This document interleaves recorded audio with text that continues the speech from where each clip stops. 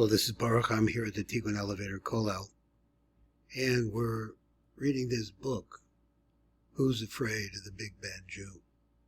Really need to get into it to see the problem with Jews, and he's doing that. Let's see what he writes and says here. The vision. Hitler had a vision. A new Nazi man and world order. The new ideal Germany Hitler envisioned would live by the laws of nature. Hitler was paraphrased by Hermann Rauschning, a ranking member of the Nazi Party who abandoned the movement in 1935 after becoming privy to the underlying logic and consequences of Hitler's worldview. In my educative work, The Nazi Movement, I'm beginning with the young. Look at these young men and boys. What material. With them, I can make a new world. I want to see once more in its eyes the gleam of pride and independence of the beast of prey. In this way, I shall eradicate the thousands of years of human domestication. The Fuhrer considered that Weimar Germany was corrupted and needed to die, and the main culprit of destroying Germany was Judaism, which had spread a set of ideas based on love and tolerance, not violence and fear.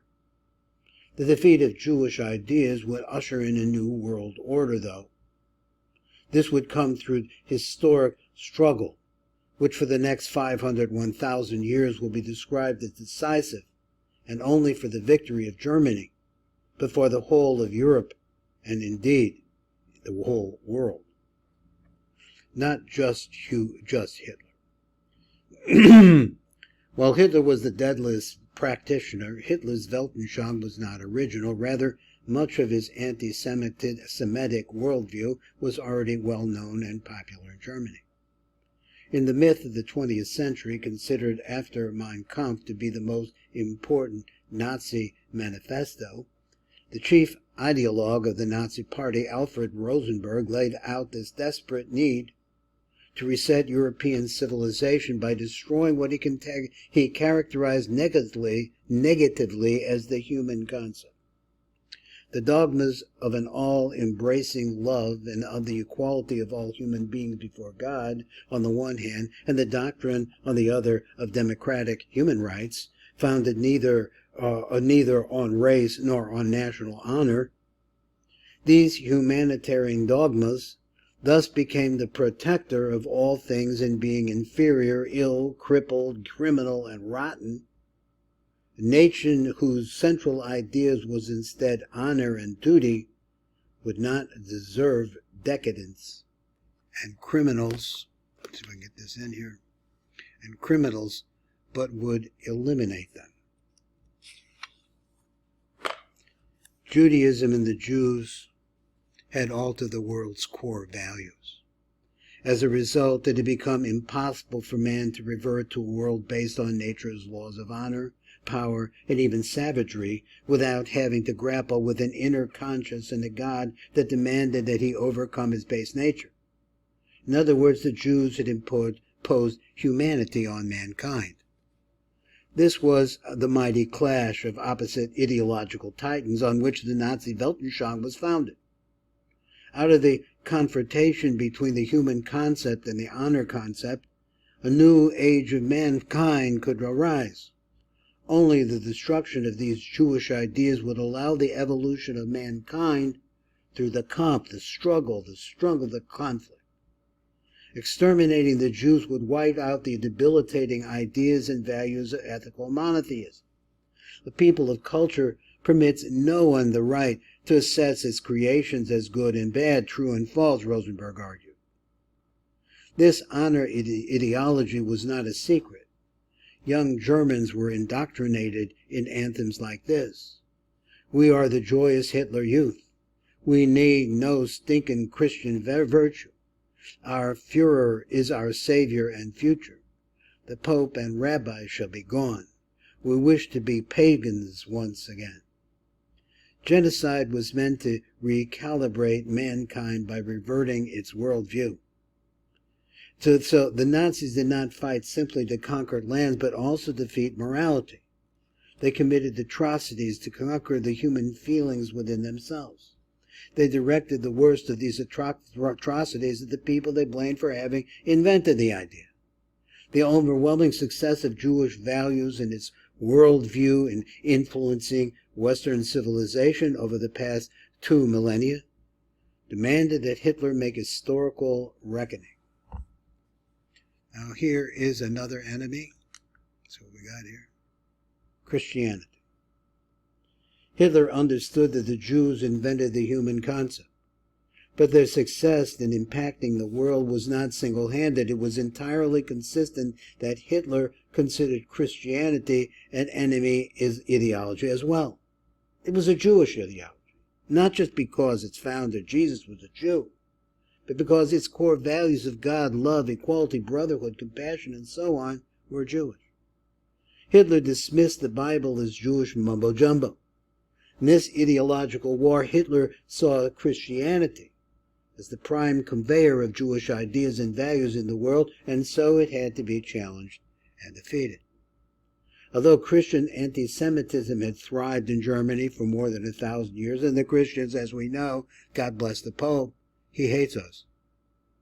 The Nazi form of Jew hatred was also vehemently opposed to Christianity. Too much Judaism in the Christian. The heaviest blow that ever struck humanity was the coming of Christianity, Hitler had privately observed. The man of the Isles pays homage to the forces of nature, but Christianity is an invention of sick brains. He commented on one occasion and on another called the religion a disease. Hitler observed that 1,900 years earlier, Jews had brought Christianity into being and thereby collapsed the Roman Empire and halted human progress. Without Christianity, the Roman Empire, under Germanic influence, would have developed into the direction of world domination. Christianity was built on the foundation of humanitarian Jewish ethics, but the law of selection justifies this incessant struggle by allowing the survival of the fittest. Christianity is a rebellion against natural law, a protest against nature. Taken to its logical extreme, Christianity would mean the systematic cultivation of human failure. Hitler's personal secretary, Martin Bormann, described the opposition between Nazism and Christianity when he said this: National Socialist and Christian concepts are incompatible. Our National Socialist worldview stands on a much higher level than the concepts of Christianity, which in their essentials were taken over from Judaism. Hitler had a solution in mind for Christianity, too. In a private discussion in July 1941, he declared that in the long run, National Socialism and religion will no longer be able to exist together. In November, he said the church must be made to understand that her kingdom is not of this world. Even more ominously, Hitler predicted that the precept that it's man's duty to love another is theory, and the Christians are the last to practice it. But in a Christian country, Hitler and the Nazi elite had to be careful about sharing publicly their true views. In contrast to a solution to the Jewish problem, which was genocide, Christianity believed would rot and die on its own, even without substantial Nazi coercion. When I was younger, I thought it was necessary to set about matters with dynamite. I've since really realized that there is room for a little subtlety. The rotten branch falls off itself. The final state must be, in St. Peter's chair, a senile officiate, facing him a few sinister old women. Hitler was prepared to be patient, as he said. The main thing is to be clever in this matter and not to look for a struggle where it can be avoided. So it's not opportunity to hurl ourselves now. It's not opportune into a struggle with the churches. The best thing is to let Christianity die and natural death. And it's possible that's actually happening in Europe. In the short term, Christianity would be allowed to exist in Nazi Germany, but in the long run, this situation could not be tolerated. One is either a German or a Christian. You can't be both. Therefore, the end game was clear, as Hitler wrote, "The war will be over one day. I shall then consider that my life's final task will be to solve the religious problem. Only then will the life of the German nation be guaranteed once and for all." Now, thinking about this, I'm thinking about this and what he's saying. He said this is after World War I. He was a soldier in World War I, where the Germans gave up at the end. They didn't necessarily lose. They didn't lose the war, but they gave up, and a terrible armistice was put onto them. He's rebelling against a lot of that, but he looks deeper and he sees the whole problem is that they think they're good guys. They want to be nice, which is hard to really see that if you look at it really carefully. There's a lot of greed in there. But according to Hitler's view, because Hitler was on the losing side of the war. Now let's go to another mortal thread, Bolshevism, Marxism, communism. Now we had this happening really in the United States. Hitler had another archenemy. In addition to Judaism and Christianity, it was Bolshevism. What is Bolshevism? Marxism, communism. Now the communism that we're seeing in the United States now, which is coming from the far left, which has gained a lot of notoriety. It's a different kind of Marxism, but it's still Marxism. This relatively new ideology, which strived, at least in theory, for the brotherhood of all mankind, had taken over Russia and was spreading quickly and aggressively all over Europe.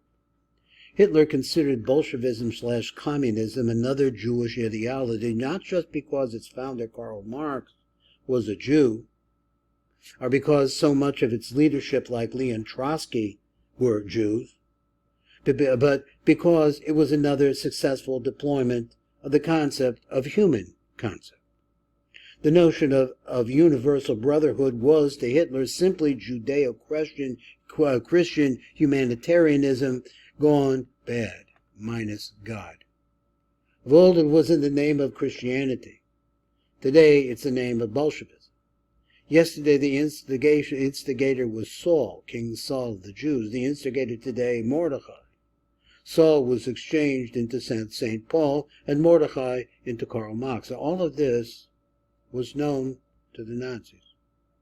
By exterminating this pest, we shall do humanity a service of which other and our soldiers can have no idea.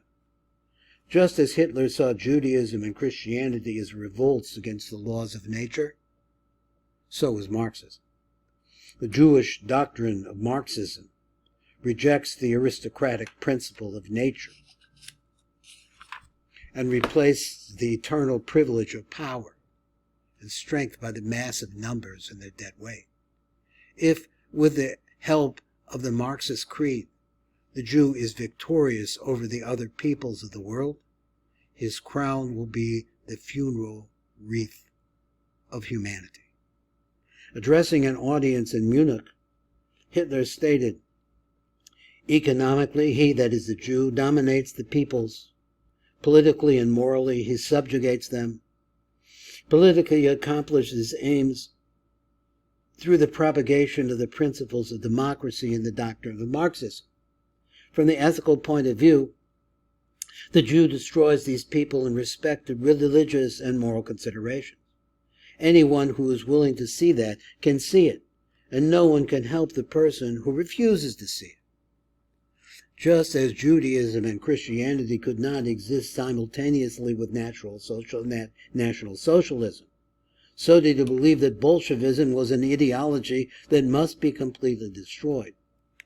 In 1926, Hitler wrote the following: "We are convinced that a final showdown will come in this fight against Marxism. For two Weltanschauungen, the world views are fighting each other, and there can be only one outcome. One will be destroyed and the other will win."